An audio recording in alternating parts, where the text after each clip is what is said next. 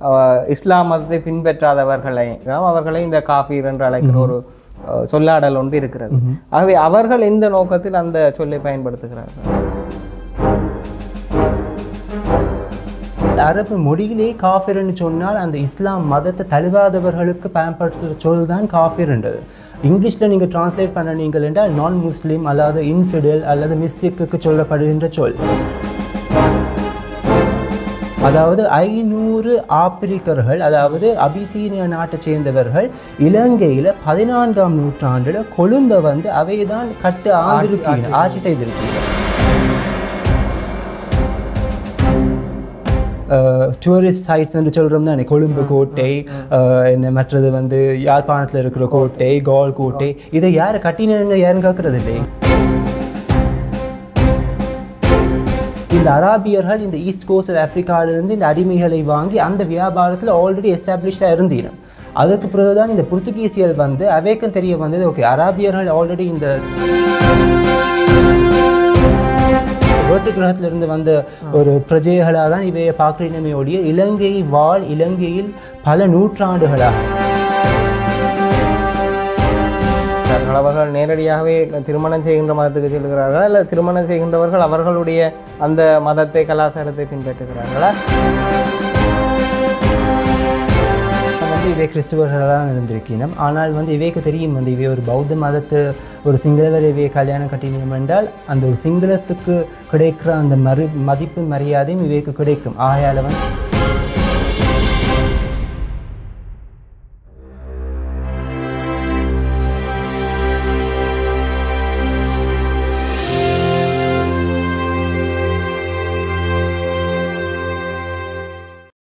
நாங்கள் இன்று ஒரு வித்தியாசமான கலந்துரையாடல் நிகழ்ச்சியூடாக உங்களை சந்திக்கிறோம். இன்றைய நிகழ்ச்சி வந்து இலங்கையினுடைய இன மத குழுக்கள் சம்பந்தமான வரலாறுகள் பற்றிய விடயங்களை நாங்கள் ஒரு தொடர்ச்சியாக பார்ப்பதற்கு இருக்கின்றோம். இதன்போது பல்வேறு மதப்பட்ட இன மத குழுக்கள், அதே போல பேசப்படாத இனங்கள், ஒதுக்கப்பட்டிருக்கின்ற குழுக்கள் சம்பந்தமாகவும் உரையாடுவதற்கு நாங்கள் தயாராகி இருக்கின்றோம். அந்த வகையில் இந்த கலந்துரையாடல் நிகழ்ச்சியில் எங்களுடன் தொடர்ச்சியாக பங்கேற்பதற்காக வரலாறு சம்பந்தமான ஆய்வுகளில் அதிகமாக ஈடுபட்டவரும், அதே போல பல்வேறு விதமான இன மத குழுக்கள் சம்பந்தமாக அவர்களுடைய தனித்துவங்கள் சம்பந்தமான ஆய்வுகளை செய்தவரும் நூல் எழுத்தாளருமாக இருக்கின்ற டாக்டர் ஜமீர் ஹரீம் அவர்களை நாங்கள் இந்த நிகழ்ச்சிக்கு அழைத்திருக்கின்றோம்.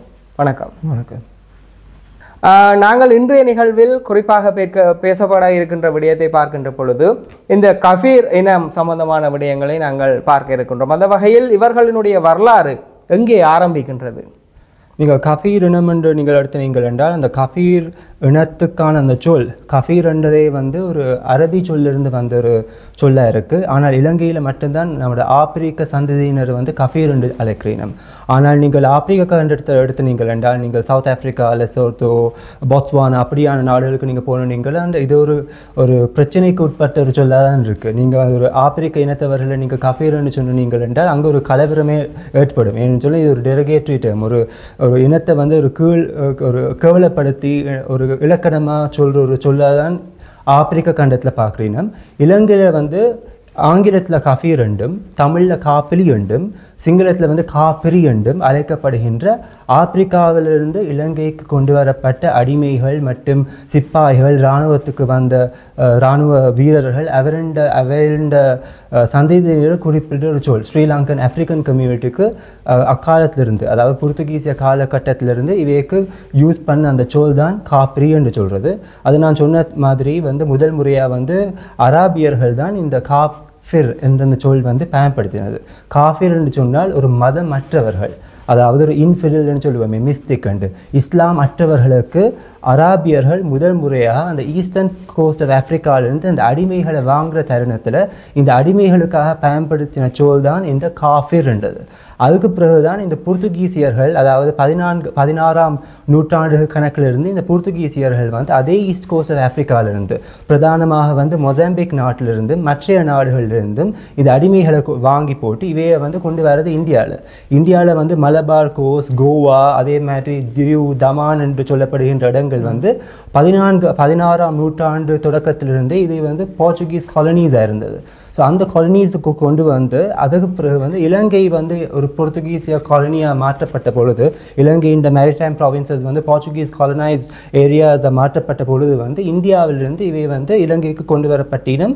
முதலாக வந்து இவை அடிமைகளாக கொண்டு வந்தினம்.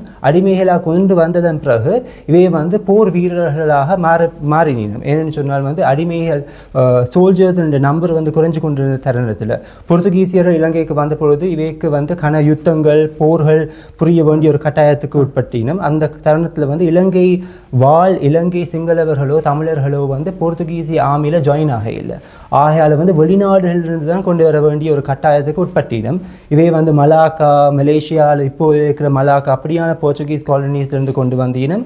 அதே தருணத்தில் வந்து இந்தியாவிலிருந்து சிப்பாய்கள் கொண்டு வரப்பட்டினம்.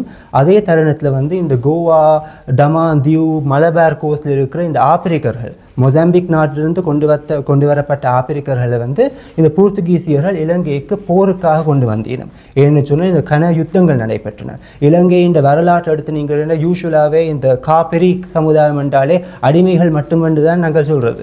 அதற்கு முன்னதாக ஒரு சின்ன தெளிவுபடுத்தல், குறிப்பாக நீங்கள் பார்த்தீங்களென்றால் கிழக்கு மாகாணத்தில் இருக்கின்ற முஸ்லீம் மக்களை நாங்கள் அவர்களுடன் உரையாடுகின்ற பொழுது அவர்கள் இஸ்லாம் மதத்தை பின்பற்றாதவர்களை, இந்துக்களாக இருக்கலாம் அல்லது பௌத்தர்களாக இருக்கலாம் அல்லது கத்தோலிக்கர்களாக இருக்கலாம், அவர்களை இந்த காஃபீர் என்று அழைக்கிற ஒரு சொல்லாடல் ஒன்று இருக்கிறது.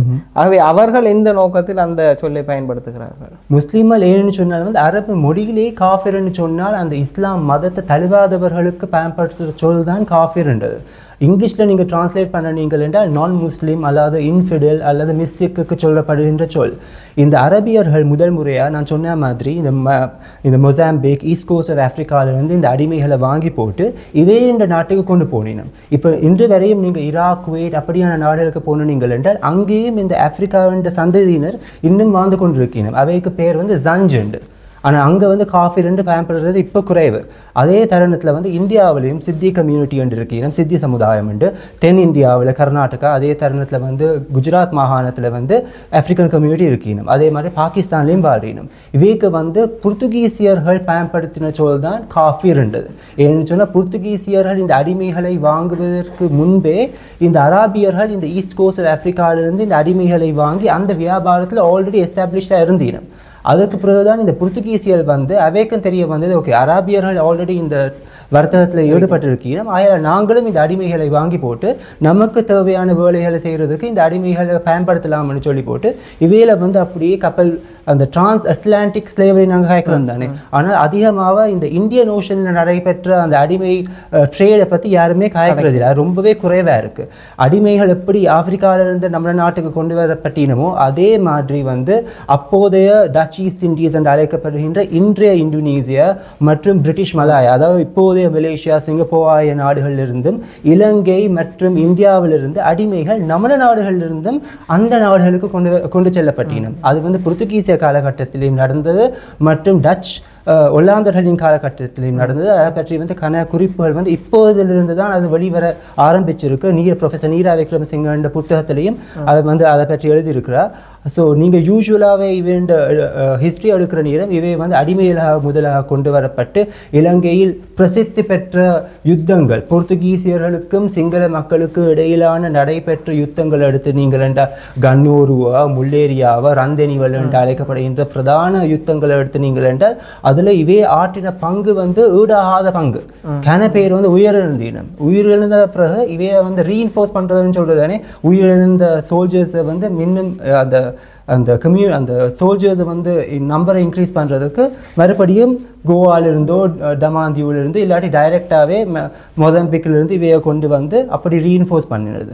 ஆனால் இலங்கையில் ஆஃப்ரிக்கன் அவேரண்ட வரலாறு வந்து போர்த்துகீசியர்கள் வருவதற்கு முன்பே ஆப்பிரிக்கா கண்டத்திலிருந்து இவை நம்ம நாட்டுக்கு வந்து ஆப்பிரிக்க வியாபாரிகள் வந்திருக்கீனம். அதை பற்றியான குறிப்புகள் வந்து ஜான் பெரி என்று அழைக்கப்படுகின்ற ஒரு எழுத்தாளரின் புத்தகத்தை நீங்கள் எடுத்து நீங்கள் என்றால் அவர் குறிப்பிட்டிருக்கிறார். ரோம சாம்ராஜ்யத்தின் பொழுது, ரோமன் எம்பையர் என்ற பொழுது வந்து இவையே வந்து இன்டர்மீடியரிஸாக கடமையாற்றிருக்கணும். இன்டர்மீடியரிஸ்ன்னு சொன்னால் இந்த வியாபாரிகள் இப்போதைய எத்தியோப்பியா, எரிட்ரியா, ஜிபூட்டி என்று அழைக்கப்படுகின்ற நாடுகள், ஹார்ன் ஆஃப் ஆஃப்ரிக்கா, அந்த காலத்தில் அபிசீனியா என்று அழைக்கப்பட்ட இடத்திலிருந்து இவை வந்து இலங்கைக்கு வந்து இலங்கையில் பொருட்களை வாங்கி போட்டு ரோமன் வர்த்தக வியாபாரிகளுக்கு வந்து விற்கிறது. இன்டர்மீடியரிஸை கடமையாற்றிருக்கு, ஒரு இடைத்தரகர்கள். அதே தருணத்தில் வந்து இந்த அடம் ஸ்பீக் இவ்வளவு பிரசித்தமான ஒரு இடமா இருக்குது. அப்போ பாரசீக நாட்டிலிருந்து வந்த கன பேர் வந்து பில்கிரிம்ஸை வந்திருக்கிறீனும், அதே தருணத்தில் ஆப்பிரிக்கா நாட்டிலிருந்தும் கன பேர் வந்தீனும். அதற்கான குறிப்புகள் எத்தியோப்பியா நாட்டிலையும் இருக்குது. இலங்கைக்கு போயிருக்கிறதான வரலாற்று சான்றிதழ்கள் எத்தியோப்பியாலையும் இருக்குது. அபிசீனியா என்று அழைக்கப்பட்ட இப்போதைய எத்தியோப்பியா. அதே மாதிரி வந்து இப்னு பட்டூட்டா, நீங்கள் எல்லாரும் கேள்விப்பட்ட பிரசித்தி பெற்ற ஒரு நாடுகான் பயணி. அவர் வந்து இலங்கைக்கு 14ஆம் நூற்றாண்டில் 1344ஆம் ஆண்டு இலங்கைக்கு விஜயம் செய்த பொழுது வந்து அவர் குறிப்பிட்டிருக்கிறார், நம்ம நாட்டின் ராஜா அவரை வந்து சுல்தான் என்று தான் அழைச்சிருக்கிறார். சுல்தான் என்று தான் அவருடைய ட்ராவலோகில் எழுதியிருக்கிறார். ஆரிய சக்கரவர்த்தி மற்றும் கொழும்பு பிரதேசம் வந்து ஜலஸ்தி என்று அழைக்கப்படுகின்ற ஒரு சி லார்டன் வசீர் என்று குறிப்பிட்டார். வசீர் என்று சொல்றது ஒரு பெரும் பகுதி வகிக்கிற ஒரு மனுஷர். சி லார்டன் ஒரு சமுத்திரத்தின் ராஜா மாதிரி. அவருடைய கீழே வந்து 500 ஹப்ஷீஸ், அதாவது 500 ஆப்பிரிக்கர்கள், அதாவது அபிசீனியா நாட்டை சேர்ந்தவர்கள் இலங்கையில் 14ஆம் நூற்றாண்டில் கொழும்பை வந்து அவைதான் ஆட்சி செய்திருக்கீங்க. அது வந்து இலங்கையில் மட்டுமல்ல, நீங்கள் இந்தியாவின் வரலாற்றை எடுத்து நீங்கள் என்றாலும், அந்த டெல்லி சுல்தனேட் அவைண்ட வரலாற்றை நீங்கள் பார்த்து நீங்கள் என்றாலும், டெக்கான் சுல்தனேட், விஜயநகர் பேரரசு அவைண்ட ராஜ்யத்தில் வந்து இந்த ஆப்பிரிக்கர்கள் அடிமைகளாக வந்திருந்தாலும் பிற்காலத்தில் அவைகளுக்கு அந்த அடிமை இடத்திலிருந்து அவை விடுவிக்கப்பட்டு அதற்கு பெரிய ஒரு படைகளின் சீஃப் தளபதிகளாக மாலிக் அம்பர் என்று அழைக்கப்படும். இந்தியாவின் வரலாற்று பேர் போனவர் தான் மாலிக் அம்பர். அவையெல்லாம் வந்து ஹபிஷிஸ்தானிலிருந்து ஹப்ஷீஸா வந்து அடிமைகள் பிற்காலத்தில் வந்து தளபதிகளாகவும் ராஜாக்களாகவும் ராஜாக்களையே ஆட்டி படைக்கக்கூடிய திறன் கொண்ட வீரர்களாக வந்து அவை வந்து டெவலப் ஆகி கொண்டு போனோம். அதே மாதிரி தான் இலங்கையில் 14ஆம் நூற்றாண்டுகளில் இலங்கையின் கொழும்பு மாகாணத்தில் கொழும்பு பிரதேசம் வந்து இவையண்ட ஆட்சிக்கு உட்பட்ட இடம்.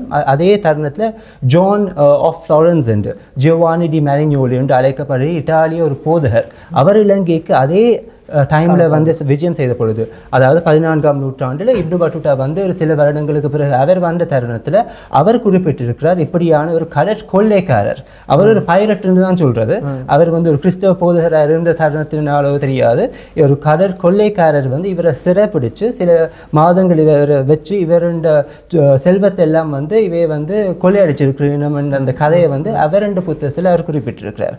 ஆகையால் வந்து இந்த காப்பிரி என்று சொல்லப்படுகின்ற சமுதாய என்ற வரலாறு வந்து இலங்கைக்கு ஐரோப்பியர்கள் வருவதற்கு முன்பே இந்த காப்ரி இனத்தவர்களின் முன்னோர்கள் வந்து ஆப்பிரிக்க கண்டத்திலிருந்து இலங்கைக்கு வியாபாரிகளாகவும் மற்றும் இப்படியான ஒரு தேர்ச்சி பெற்ற ஒரு வீரர்களாகவும் மற்றும் நாட்டின் கொழும்பின் ராஜாக்களாகவும் அந்த காலத்தில் இருந்திருக்கீனும் அதற்கான வரலாற்று சான்றிதழ்களும் இருக்கு. இப்போ அந்த மாதிரி இருந்த ஒரு சமூகம் இன்றைக்கு எப்படி இருக்குது? அவர்களோட வரலாறு பிறகு எப்படி அவர்கள் எண்ணிக்கையில் குறைவடைந்தார்கள்? எப்படி அவர்களுடைய அந்த சக்தி அல்லது அவர்களுடைய பலம், ஒரு ஆட்சி பொறுப்பிலேயே இருக்கக்கூடிய அளவு சக்தியில் இருந்தவர்கள் அடிமைகளாக வந்திருந்தாலும் கூட அவர்கள் எப்படி அந்த பலத்தில் இருந்து குறைவடைந்தார்கள்? இன்றைக்கு அவர்களுடைய நிலைமை எப்படி இருக்குது? இன்றைக்கு அவன் நிலைமையை பார்த்து நீங்கள் ரொம்பவே பரிதாபக்கூடிய ஒரு நிலைமையில தான் இருக்கீனும். கன பேர் வந்து இந்த ரொம்பவே வறுமைக்கூடும் கீழே ஒரு பவர்ட்டியில் தான் வாழ்ந்து கொண்டு இருக்கீனும். இவை வந்து அதிகமாக இலங்கையில் வந்து கடலோர பிரதேசங்களில் கிராமங்களில் தான் வசித்து கொண்டு இருக்கீனும். நீங்கள் சிலம்படி என்ற இடத்துல நீங்கள் என்றாலும் கல்பெட்டியா, சிலாபம், மெட்டக்களப்பு, திருகோணமலை, யாழ்ப்பாணம். ஆனால் இப்படியான இடங்களில் வந்து ஒரு காலத்தில், அதாவது நீங்கள் புர்த்துகீசியரின் காலகட்டமாக இருக்கட்டும், ஒல்லாந்தர்களின் காலகட்டமாக இருக்கட்டும், இப்போ நாங்கள் டூரிஸ்ட் சைட்ஸ் என்று சொல்கிறோம் தான், கொழும்பு கோட்டை, மற்றது வந்து யாழ்ப்பாணத்தில் இருக்கிற கோட்டை, கால் கோட்டை, இதை யார் கட்டினு யாரும் கேட்கறது இல்லை. யூஸ்வலாகவே போர்த்துகீசியரால் கட்டப்பட்டது அல்லது ஒல்லாந்தர்களால் கட்டப்பட்டதுன்னு சொல்கிறோமே ஒழிய இவை வந்து யார் இந்த யாருண்ட உழைப்பு, யாருண்ட வேர்வை, யாருண்ட ரத்தத்தினால் இது கட்டப்பட்டதுன்னு யாரும் சொல்கிறது இல்லை. கொழும்பு கோட்டை கட்டுறதுக்கு மட்டும் 4000க்கும் மேற்பட்ட ஆப்பிரிக்கர்கள் அவைண்ட உதவியினால தான் கொழும்பு கோட்டை கட்டப்பட்டது. அதே மாதிரி வந்து நீங்கள் கால் ஃபோர்ட் எடுத்து நீங்கள் அதுவும் கட்டுறதுக்கு இவை பெரிய ஒரு பங்கு வகிச்சிருக்கீங்க. அதே மாதிரி யாழ்ப்பாணத்தில் இருக்கிற கோட்டை, இப்படியான சேவைகள் புரிஞ்சிருக்கணும். அதை தவிர்த்து நான் சொன்ன மாதிரி அந்த ரந்தனி வலு என்று சொல்லப்படுகின்ற ஒரே ஒரு யுத்தத்தை நீங்கள் நீங்கள் என்றால் 1630ஆம் ஆண்டு போர்த்துகீசியர்களுக்கும் சிங்களவர்களுக்கும் இடைப்பட்ட அந்த போரில் வந்து 84 காப்பீர்கள் தான் சர்வைவ்ட், மற்றவங்க எல்லாம் வந்து கொல்லப்பட்டினம். அப்படியான சேவைகள் இவை வந்து ஆற்றியிருக்கணும். இந்த குறிப்பு வந்து பிரைமரி சோர்சஸ்லேயும் இந்த ஜான் டி ரிபேரோ என்று அழைக்கப்படுகின்ற போர்த்துகீசிய குரானிக்கல் அவரண்ட புத்தகத்தில் அவர் குறிப்பிட்டிருக்கிறார். அதே தருணத்தில் வந்து நீங்கள் ஒல்லாந்தர்களின் காலகட்டத்தில் பிலிப்பஸ் பால்டியஸ் என்று அழைக்கப்படுகின்ற ஒல்லாந்தர்களின் புத்தகத்திலையும் சொல்லியிருக்கிறார். நீங்கள் கேள்விப்பட்ட ஒரு பிரசித்தியான இன்னொருவர் தான் ராபர்ட் நாக்ஸ். அவர் இலங்கையில் ஒரு கைதியாக வாழ்ந்தவர், 20 வருடங்கள் அவர் வாழ்ந்தவர். அவர் வந்து சொல்லியிருக்கிறார், இவை வந்து போர்த்துகீசிய படையில் மட்டுமல்ல, ஆனால் இலங்கை ராஜாக்களின் படையிலையும் இவை இருந்திருக்கணும். நீங்கள் ராஜசிங்கர் 2ஆம் ராஜசிங்க அவரண்ட படையிலையும் இவை பெரிய பதவி வகிச்சிருக்கணும். ஏன்னு சொன்னால் இந்த ராஜசிங்க செகண்ட் அவருக்கு முன்பே விமலதர்ம சூரிய 1ஆம் விமலதர்ம சூரிய அவரண்ட காலப்பகுதியில் வந்து யோரிஸ் வேன் ஸ்பில்பர்க் என்ற முதலாவது ஒல்லாந்தரின் ஒரு என்வாய் அவரண்ட ஒரு டிப்ளமேட் மாதிரி அவர் இலங்கைக்கு வந்த தருணம் வந்து 1602. அதாவது போர்த்துகீசியர் இலங்கையை ஆட்சி புரிந்து கொண்டிருந்த காரணத்தில் வந்து அவர் வந்த நேரத்தில் அவர் கண்டி ராஜ்யத்துக்கு விஜயம் செய்த பொழுது அவர் குறிப்பிட்டிருக்கிறார் தன் புத்தகத்தில் வந்து கண்டியில் வந்து சிங்களவர்கள் தமிழர்களை தவிர்த்து ரெனகேட் போர்ச்சுகீஸ் காப்பிரி மக்கள் மற்றும் மற்ற இனத்தவர்கள் டர்க்ஸ் மற்றும் மூவர்ஸ் வந்து முஸ்லீம்கள் அங்கே வாழ்ந்திருக்கான இதை வந்து அவர் குறிப்பிட்டிருக்கிறார். ஸோ இப்படி கண்டி ராஜதானியத்திலையும் வந்து முதலாம் விமலதர்ம சூரிய காலகட்டத்திலிருந்து ராஜசிங்க 2ஆம் ராஜசிங்க என்ற காலகட்டம் ஏன்னு சொன்னால் வந்து இவையே வந்து ஃபாரினர்ஸ் இவையே வந்து நம்பலாம். ஏன்னு சொன்னால் வந்து நாயக்கா ராஜ்யத்தை நீங்கள் எடுத்து நீங்கள் என்றாலும் ஸ்ரீ விக்ரம ராஜசிங்க அவருடைய பாதுகாப்பு ஒரு பெரிய ஒரு கேள்விக்குறியாக தான் இருந்தது. ஏன்னு சொன்னால் அவரே மற்றவங்களை நம்ப முடியாத ஒரு சூழ்நிலைக்கு தள்ளப்பட்டார். அவருடைய குடும்பத்தை பாதுகாக்கிறதுக்காக இந்த காப்பிரி இனத்தவர்களும் மற்றும் ஸ்ரீலங்கன் மிலே என்று அழைக்கப்படுகின்ற மலாய் இனத்தவர்கள் தான் இவைக்கான அந்த செக்யூரிட்டி இவையோட க்ளோஸ் செக்யூரிட்டி சர்க்கிளில் வந்து இந்த வெளிநாட்டாளர்கள் தான் பெரிய பங்கு வகிச்சு மலைகளுக்கு நடுவில் அவரை கொண்டு போய் பாதுகாத்து இவையெல்லாம் பாதுகாத்தது வந்து இந்த காப்ரி என்று அழைக்கப்படுகின்ற இந்த ஆப்பிரிக்கன் முன்னோர்களும் அதே மாதிரி இந்த மலாய் இனத்தவர்களின் முன்னோர்கள் அப்படி வாழ்ந்து பெரும் சேவையாற்றிய இந்த குடும்பம் இந்த சமுதாயம் வந்து போக போக அப்படி அழிஞ்சு கொண்டு வந்தது. பிரதான காரணம் யுத்தங்களில் கனப்பேர் உயிரிழந்தீனம். மற்றது வந்து என்ற இந்த உயிரிழந்த பாப்புலேஷனை மறுபடியும் கொண்டு வரத்துக்கு மற்ற நாடுகளிலிருந்து கொண்டு வர வேண்டியதாக இருந்தது. மற்றது ஆப்பிரிக்க கண்டத்தில் நோய்கள் இருந்தது. அப்போ இவை இங்கே இலங்கைக்கு வந்த அப்புறம் இலங்கையிட அந்த ஜெனரல் பிரேப்ரூக் பிளேஸ் இருக்குதானே, அப்போ பிரேப்ரூக் என்ற சொல்கிற அந்த ஜெனரல் அவர் வந்து தாமஸ் கிளன்ற புத்தகத்தில் பதிவு செய்திருக்கிறார். அவர் சொல்லியிருக்கிறார் இந்த நம்ம நாட்டின் வெதரும் அவைக்கு அவ்வளவு வந்து அடாப்ட் ஆகிறது ரொம்பவே கஷ்டமாக இருந்தது. அதை தவிர்த்து வந்து இவை வந்து அந்த கலப்பு திருமணங்கள் இவை வந்து முற்றும் அழிஞ்ச ஒரு சமுதாயம் என்று எடுக்கிறதுக்கு இயலாது. இப்போது 1000க்கும் குறைவான மக்கள் தான் இலங்கையில் வாழ்றீனம். ஆனால் போர்த்துகீசிய காலகட்டத்திலிருந்து ஜேம்ஸ் கார்டினர் எழுதியிருக்கிறார், ஜேம்ஸ் இமர்சன் டெனன்ட் அவருடைய புத்தகத்தில் குறிப்பிட்டிருக்கு, அலஸ்டே ஃபெர்குசன் என்று அழைக்கப்படுகின்ற இன்னொரு ஆங்கிலேயர் புத்தகத்தில் வந்து சொல்லப்பட்டிருக்கிறது. இவை வந்து மற்ற இனத்தவர்களோடு கலப்பு திருமணங்கள் இன்டர் மேரேஜஸ் நடந்திருக்கு. ஆகையால் வந்து இவை என்ற சந்ததியினர்கள் தான் மற்ற கம்யூனிட்டிஸுக்கு மற்ற கம்யூனிட்டிஸ் பார்ட் ஆஃப் அதர் கம்யூனிட்டிஸை இன்னும் இலங்கையில் வாழ்ந்து கொண்டிருக்கிற ஒரு சமுதாயம் தான். ஆனால் இந்த கூலி வேலைகள் மற்றும் துயரங்களுக்கு உட்பட்ட ஒரு சமுதாயம் ஒரு காலத்தில் வந்து இவை வந்து இராணுவ வீரர்களாகவும் படை தளபதிகளாகவும் ஆங்கிலேயர்களின் ஆட்சி காலத்தில் இந்த தெருக்கள் ரோட் கன்ஸ்ட்ரக்ஷன்ஸுக்கு இவை பெரிய ஒரு பங்கு வகிச்சினம். நீங்கள் ஹில் கண்ட்ரி எடுத்து நீங்கள் என்றால் அங்கே ரோடு எல்லாம் வந்து அதிகமாகவே இவைகளால் கட்டப்பட்ட ரோட்ஸ் தான். இதை பற்றி பேர் குறிப்பிட்டிருக்கீங்க அவை என்ற புத்தகங்களில்.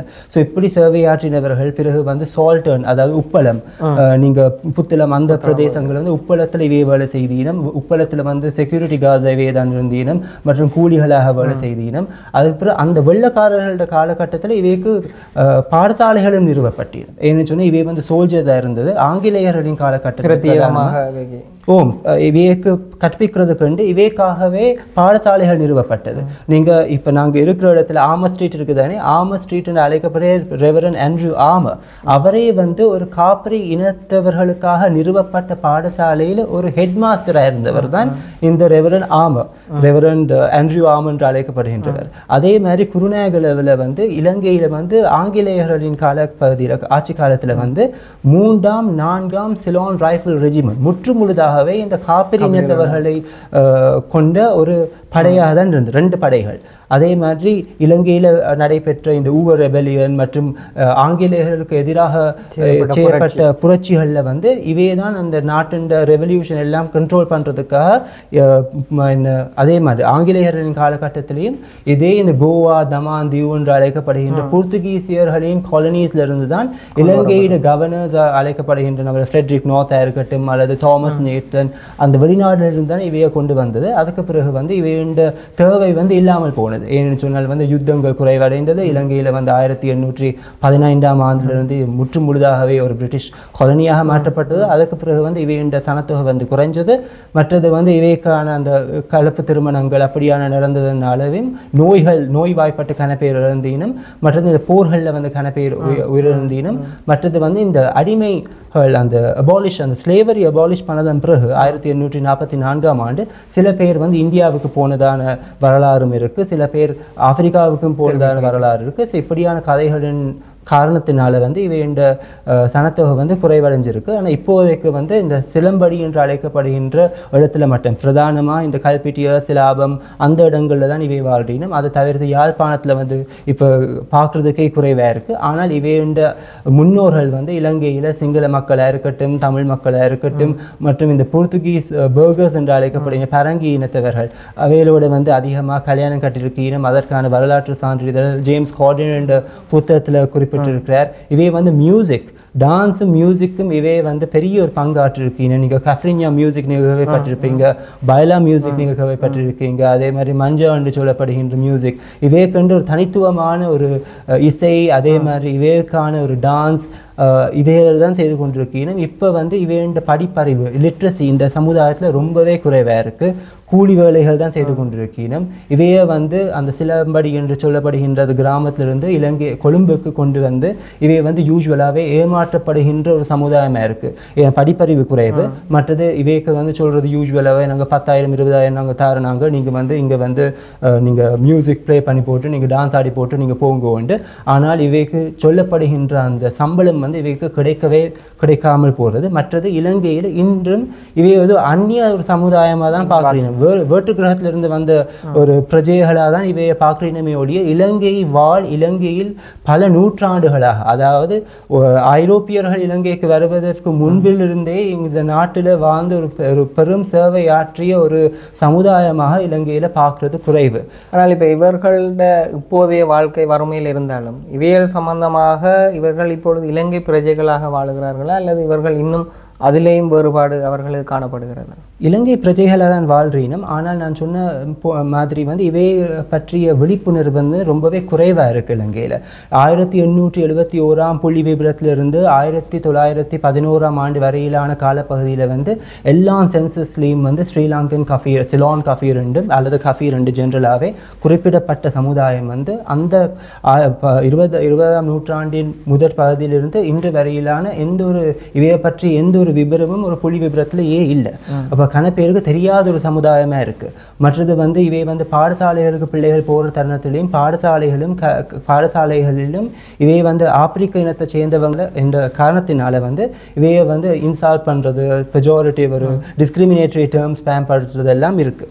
மற்றது நான் கவனித்த ஒரு விஷயம் வந்து இலங்கையில் மட்டும்தான் இன்று வரை இந்த சமுதாயத்துக்கு நாங்கள் வந்து கஃபீர் என்று அழைக்கப்படுகின்ற வெளிநாடுகளில் பிரதானமாகவே ஆப்பிரிக்காவில் வந்து பெரிய ஒரு கலவரத்தை உண்டாக்கக்கூடிய அந்த ஒரு ஆன்டிக்வேட்டட் டேர்ம் இன்னும் நாங்கள் பயன்படுத்தி, நீங்கள் பீப்புள்ஸ் ஆஃப் ஸ்ரீலங்கா ஒரு புத்தகம் வெளியிடப்பட்டது சில வருடங்களுக்கு முன்பு. அந்த புத்தகத்திலையும் நம்மளோட நாட்டின் அரசினால் வெளியிடப்பட்ட புத்தகத்திலையும் வந்து இவைய ஸ்ரீலங்கன் கஃபீர் என்று தான் குறிப்பிட்டிருக்கேனுமே ஒழிய இவையை வந்து இலங்கை வாழ் ஆப்பிரிக்கர்கள் என்று குறிப்பிட இல்லை. ஸோ இப்படியான பல துயரங்கள், பல அல்லல்கள் மற்றும் இவைக்கான ஒரு உரிமை என்றதே இல்லாமல் இன்னும் அந்த கூலி வேலைகள் செய்து கொண்டு, கூலி வேலைகள் அந்த ஆங்கிலேயர்கள் காலத்திலையும் இவை நடந்தது.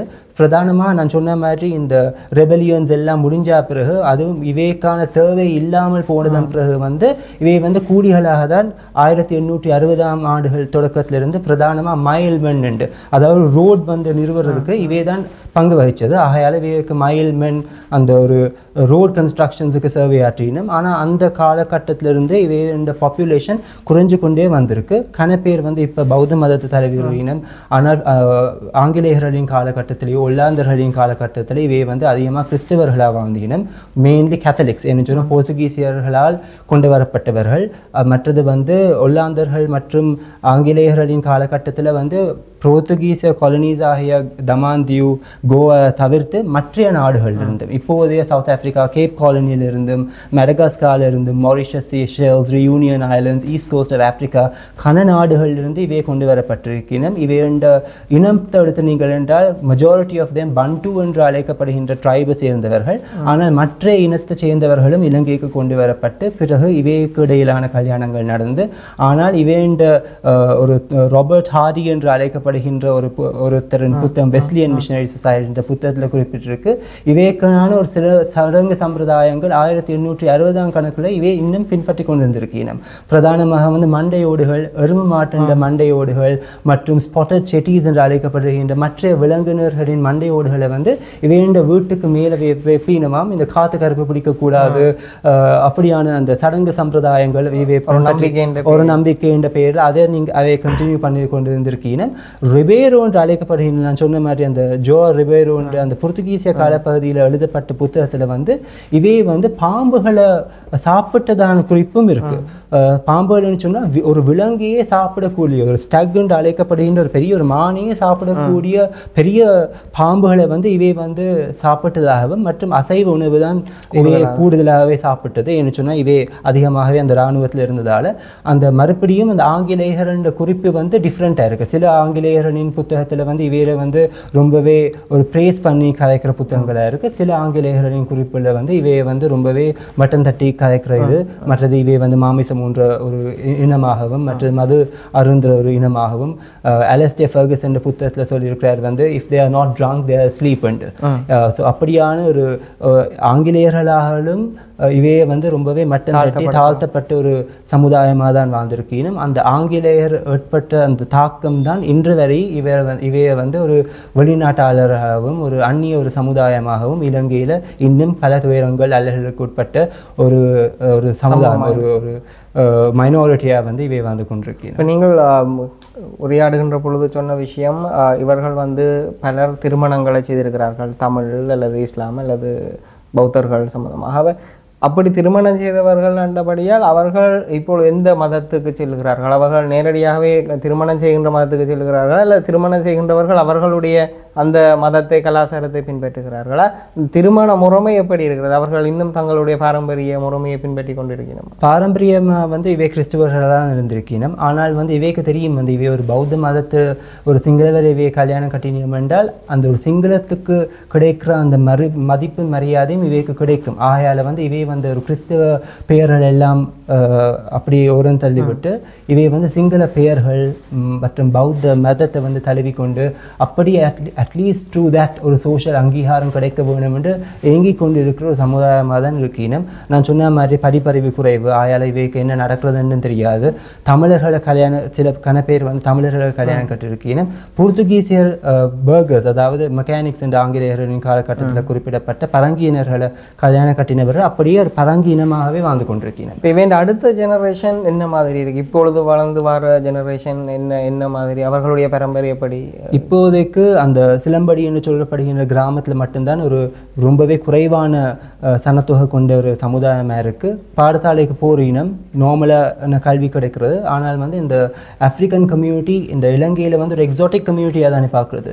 அப்போ இவேண்ட அம்மா அப்பாக்களும் வந்து இந்த பிள்ளைகளுக்கு நீங்களும் போய் இந்த மியூசிக்கை கற்றுக்கொள்ளுங்கோ, அந்த மஞ்சு மியூசிக்கை கற்றுக்கொள்ளுங்கோ, அல்லது நீங்கள் கஃப்ரீனியா பைலா அப்படிப்பட்ட மியூசிக்கை கற்றுக்கொண்டு கொழும்புக்கு வந்து இப்படி ஆடி போட்டு இந்த வருமானத்தை தான் இவை வாழ்ந்து கொண்டிருக்கணும். அல்லது கூலி வேலைகளுக்கு சிறு வயதிலிருந்தே போய் கொண்டிருக்கணும். ஆகையால் வந்து இவைக்கான ஒரு ஸ்டேட்டஸ் ஒரு டெவலப்மெண்ட்ன்றதே இல்லை. அந்த வெள்ளக்காரன்ற காலகட்டத்தில் இவை வந்து ஒரு ஒரு விதமான ஒரு தனித்துவமான ஒரு சமுதாயமாக இருந்திருந்தாலும் இலங்கையின் இண்டிபெண்டன்ஸுக்கு பிறகு இவை வந்து ஒரு தாழ்ந்த, யாருக்கும் தெரியாத, ஒரு அறியப்படாத ஒரு கம்யூனிட்டியாக தான் இருக்குது. இவை டாக்குமெண்ட்ரிஸ் இவையை பற்றி செய்திருக்கீங்க. அந்த தருணத்துலையும் இவையை சொல்கிறது வந்து இவையில் வந்து இலங்கை வாழ் மக்களை வந்து ஏமாற்றுறது கதைகள் தான் அதிகமாக குறிப்பிட்டிருக்கேன். இவையில கொண்டு வந்து இவைக்கு உரிய சம்பளத்தை தராமல் இவையை இன்னும் ஒரு வேலைக்காரர்களும் கூலி வேலைகள் செய்வதற்காகவும் மற்றும் அந்த லேபரர்ஸ் மற்றும் பிளான்டேஷன்ஸ்லேயும் இவையை வந்து கொண்டு போய் அதுக்கப்புறம் இவையை வந்து அப்படியே முற்றுமுழுதாகவே இவைக்கு தேவையான விஷயங்கள் ஒன்றும் பூர்த்தி செய்யப்படாத ஒரு நிலைமையில தான் இவை இருக்கணும். நீங்கள் சொன்ன மாதிரி ஒரு சிங்களத்தை கல்யாணம் கட்டினவை என்றால் இவையண்ட சந்ததி அப்படியே சிங்களமாகவே மாறுறது. அவை வந்து ஒரு போர்ச்சுகீஸ் பர்கரை கல்யாணம் கட்டினோம் என்றால் சந்ததியினர் பரங்கியராகவே வாழ்றது. முஸ்லீம் கல்யாணம் கட்டினதுக்கான சான்று வந்து குறைவாக இருக்குது. ஆனால் தமிழர்கள் பிரதானமாக மட்டக்களப்பு, திருகோணமலை, யாழ்ப்பாணத்தில் வாழ்ந்தவர்கள். இப்போ சில பேர் நாங்கள் முற்றுமுழுதாகவே இந்த ஒரு சமுதாயத்தை சேர்ந்தவங்கன்னு சொன்னாலும் அந்த பிரதேசங்களில் வாழ்கிற மக்களின் முன்னோர்கள் சில பேர் வந்து இந்த இனங்களிலிருந்து வந்தவர்களாகவும் இருக்கலாம். இலங்கையில் வந்து இவை வந்து யூஸ்வலாகவே இவைண்ட முக தோற்றத்தை வச்சு தான் இவை ஆப்பிரிக்கர்கள் தெரிய வருது. ஆனால் இலங்கையிலையும் ஆப்பிரிக்கர் அல்லாதவர்களின் ஃபிசியோனமி என்று சொல்கிறது ஆங்கிலத்தை, அவையண்ட முக ஜாடியை நீங்கள் பார்த்தீங்கள் என்றால் அவையும் இந்த ஆப்பிரிக்கர்களுக்கு ரொம்பவே ஒத்துப்போகிற அந்த முகஜாடைகள் கொண்டவர்களை இலங்கையில் கன பிரதேசங்கள் உங்களால் காண்றதுக்கு முடியுமா இருக்குது. இறுதியாக எனக்கு 2 விடயங்கள். ஒன்று வந்து நாங்கள் வளமையாக இந்த மாதிரியான இனங்கள் சம்பந்தமான உரையாடுகின்ற பொழுது இலங்கை ஒரு பல்லின நாடு அல்லது பல்லினத்துவத்தை அங்கீகரிக்கின்ற நாடு என்று சொல்லுகின்றோம். நாங்கள் மல்டிபிள் எத்தினிக் கண்ட்ரி என்று நாங்கள் அதை உலகத்தில் சொன்னாலும் கூட இந்த பல்லினத்துக்கான சமத்துவ அந்தஸ்து சம்பந்தமாக பல இனங்களும் போராடி கொண்டிருக்குது. அதே மாதிரி பார்க்கல இந்த நாங்கள் பேசுகின்ற கஃபீர் இனம் சம்பந்தமாகவும் அவர்களும் அந்த மாதிரியான ஒரு போராட்டத்தை முன்வைக்கின்றார்கள். ஆகவே இந்த மாதிரியான பிரச்சனைக்கு அல்லது இவர்களுடைய பாதுகாப்புக்கு உங்களுடைய ஆய்வின்படி என்ன ஒரு முன்மொழிவை வைப்பீர்கள்? நான் சொல்கிறது வந்து இவைக்கான அந்த படிப்பு, இவைக்கான பாடசாலைகள் யூஸ்வலாகவே இந்த பாடசாலையில் இந்த டிஸ்கிரிமினேஷனை முதல்ல ஒழிக்க வேணும். மற்றது வந்து இவை வந்து கொழும்புக்கு வேறு தருணத்துலேயும் வந்து இவை வந்து இலங்கையில் பிரஜைகள்ன்றது இலங்கை பிரஜைகள், அதாவது நம்ம மக்கள் வந்து இவை வந்து நார்மல் பீப்புளாக பார்க்க வேணும். அதை தவிர்த்து அந்நிய இனமாக பார்க்குறத நிப்பாட்டினால்தான் இவைக்கும் அந்த ஒரு இவையும் நாட்டுண்ட ஒரு பாட்டாக இவே பார்ப்பினும். இவே லைக் யூஸ்வலாகவே இந்த கஃபீர் சமுதாயமே அவையை வந்து ஏதோ நாங்களும் ஒரு வேற்று கிரகத்திலிருந்து வந்த மாதிரி தான் அவையே பார்த்துக்கொள்கிறது. ஏன்னு சொன்னால் நம்ம நாட்டில் வந்து அவைக்கான ஒரு உரிமையோ அவைக்கான ஒரு மரியாதையோ ஒரு அங்கீகாரமோ ஒன்றும் கொடுக்கறது இல்லை. பிரதான விஷயம் என்னை பொறுத்தவரையும் வந்து இவை வந்து கல்வி ஒரு பிரதான அங்கம் வகிக்கு. மற்றது வந்து இலங்கையின் வரலாற்று புத்தகங்களில் சோஷியல் ஸ்டடீஸ் அப்படியான சிலபஸில் வந்து இவையை பற்றிய ஒரு விழிப்புணர்வு ஏற்படுத்த வேணும். அடிமைகள் என்ற அந்த கதையை மட்டும் விட்டு போட்டு இவை ஆற்றிய மற்ற சேவைகள், நாங்கள் கொழும்பு கோட்டை அப்படியான கோட்டைகள் இவையால் தான் கட்டப்பட்டது. இலங்கையில் பிரதானமான பாதைகள், வீதிகள் பிரதானமாக அந்த மலைய பிரதேசங்களில் வந்து மலைய தமிழர்களும் இவையும் ஒன்றிணைஞ்சு தான் இந்த பாதைகள் எல்லாம் கட்டின தருணத்தில் கனப்பேர் உயிரிழந்தீனம். ஸோ இப்போ இவே இந்த சாக்ரிஃபைஸ் வந்து யாருக்கும் தெரியாமல் போயிருக்கு.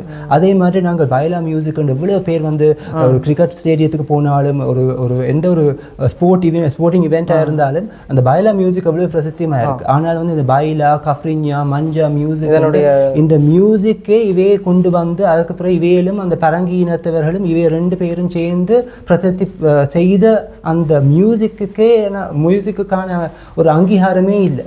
ஸோ இவை வந்து இவைகளுக்கான ஒரு அங்கீகாரம் நம்ம நாட்டில் வர வேணும். மற்றது வந்து இந்த கஃபீர் என்று நான் அதுக்கு முற்றுமுழுதாக நான் அப்ஜெக்ட் பண்ணுறேன். நான் இப்படியான சொல் இன்னும் நம்மளோட பாவனையில் இருக்கிறது வந்து நமக்கு ஒரு ஒரு ஒரு இன்சால்ட்டிங்காக இருக்குது. ஏன்னு சொன்னால் வந்து மற்ற நாடுகளில் இந்தியாவை எடுத்து நீங்கள் இந்தியாவில் சித்தின்னு தான் அழைக்கிறது. சித்தின்னு சொல்கிறது இவை வந்து அடிமைகளாக வந்து பிற்காலத்தில் தளபதியான மாற்றப்பட்ட தருணத்தில் வந்து இவையை சையீத் என்று அழைக்கப்படுகின்றது. அதாவது ஒரு பெரிய ஒரு உத்தியோகத்தில் இருக்கிறவர்கள், பெரிய ஒரு அந்தஸ்தில் இருக்கிறவர்களுக்கு சொல்லப்பட்ட அந்த சையீத் சொல் தான் பிற்காலத்தில் வந்து சித்தி என்று மாற்றம் செய்யப்பட்டது. சையீத் வந்து நபி அவர்களின் சந்ததியினருக்கும் அதே சொல் தான் பயன்படுறது.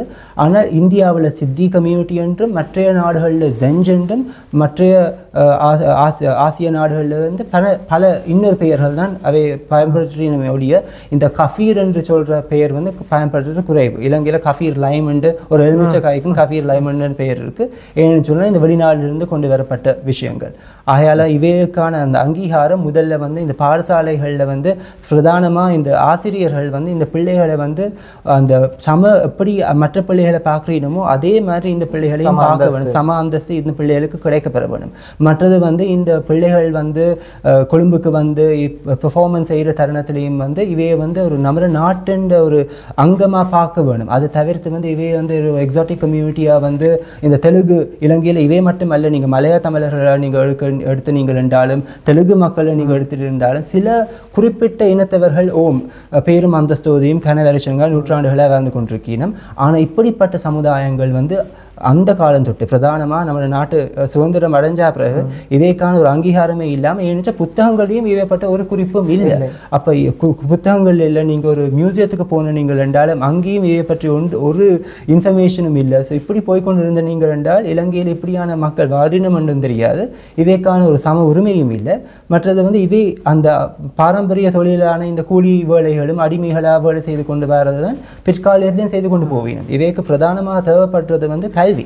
அந்த கல்வி அறிவு அந்த ஞானம் இவைக்கு கிடைக்காட்டி இவை இப்படியே கண்டினியூ பண்ணி கொண்டு போவீங்க. மற்றது சமுதாயம் வந்து இவையை வந்து அங்கீகரித்து இவையிலும் நம்மளை ஒரு பார்ட் ஆஃப் அஸ் அந்த ஒரு மைண்ட் செட் வந்து ஒரு சிந்தனை வந்து வர வேணும். இல்லைன்னு சொன்னால் எந்த காலத்திலையும் இவை வந்து இப்போ அவை அனுபவிக்கிற அந்த அல்லல்களும் துயரங்களும் பிற்காலத்திலும் தொடர்ந்து கொண்டே போகும். அதான் இந்த ஒரு தாட்டாக இருக்குது. நல்லது. நாங்கள் இன்றைய தினம் கஃபீர் இனம் சம்பந்தமாகவும் அவர்களுடைய வரலாறு, அவர்கள் தற்பொழுது எதிர்நோக்குகின்ற பிரச்சனைகள் சம்பந்தமாக நாங்கள் கலாநிதி சமீர் ஹரீமுடன் உரையாடி இருந்தோம். நாங்கள் மற்றொரு நிகழ்ச்சியில் மற்றொரு இனக்குழு சார்ந்து அல்லது மதக்குழு சார்ந்து பேசுவதற்கு தயாராக இருக்கின்றோம். மீண்டும் ஒரு முறை இந்த நிகழ்ச்சியின் வாயிலாக உங்களை சந்திமைக்கு நன்றி கூறிக்கொண்டு விடைபெறுகின்றோம். வணக்கம்.